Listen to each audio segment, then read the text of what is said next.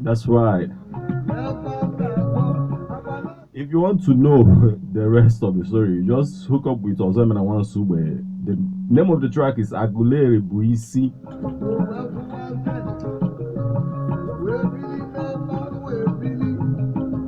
There is so many accounts of there's so many versions, to the story of God and Ewe, which is the Ewe civilization, but because of the communal pride I talked about earlier and on this show, because of that pride, there is a bit of confusion in the credibility of the story itself, but this is because it is historical and it has timeline, but the confusion is in the fact that the timeline is not yet accurate.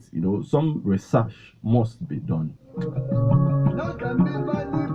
So some communities who believe that they are not part of Ewe descendants, still have Ewe attributes written all over them. For example, when an Igbo person wants to describe how old something or someone is, they will say Kemberi, Kembe Ijibieba, Kemberi. The reason why I am doing this on this edition of Street Report is that we must retrace our steps, we must discover ourselves, we must discover our roots, If you know your history, then you will know where you are coming from. Then you wouldn't have to ask me, who in the heck do you think I am? Words of a wise man, Robert Nesta Murray. Marley, you know, aka Bob Marley.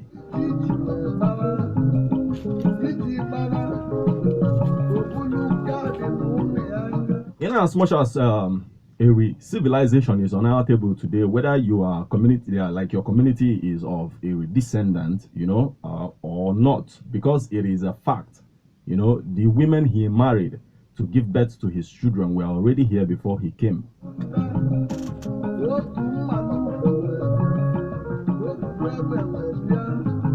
But we are talking about civilization, you know, when government lies on the shoulders of the most spiritual person, you know, for example, few generations down from there, Eri, you know, from Eri, the Ezenri reigned with his spiritual abilities, you know, that difficult situation will always be presented to him.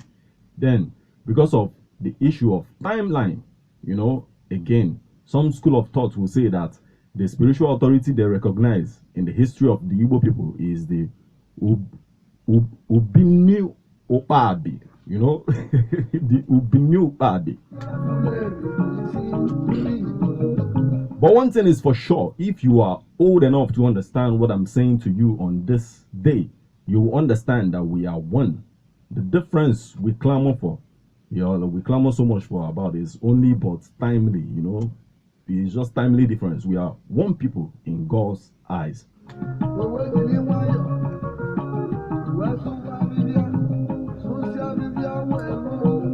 Ozemena Nsube's version of the story recognized Oreri as the first son. He recognizes Eri first. That's why he chorused Agweli BC, you know.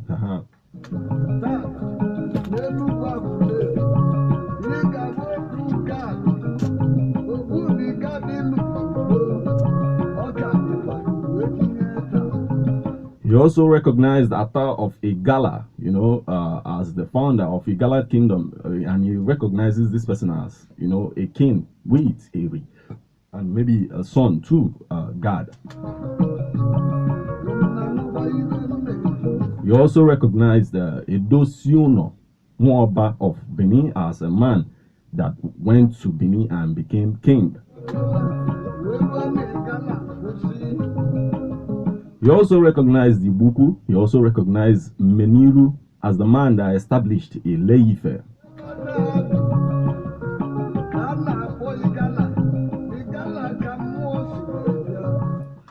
What message can you get from this message, really?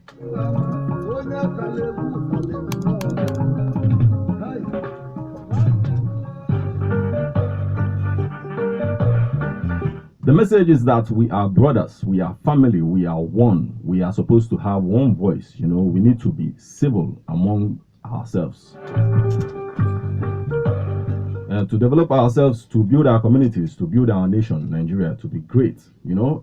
This is how I will call it a day on this edition of Street Report on Alpha 106 of 5 FM. I am Martin Ifeanyi Shuku, Gregory Ezanumba the First. Next week, it is going down again on Friday by 4:30 p.m. Keep a date and keep it locked right here. You know, here is Plantation Boys. No, Plantation Men now. They are men now with Arise, because they are no more boys. See you next week. You know, arise as Nigerians. Together, let's build our nation.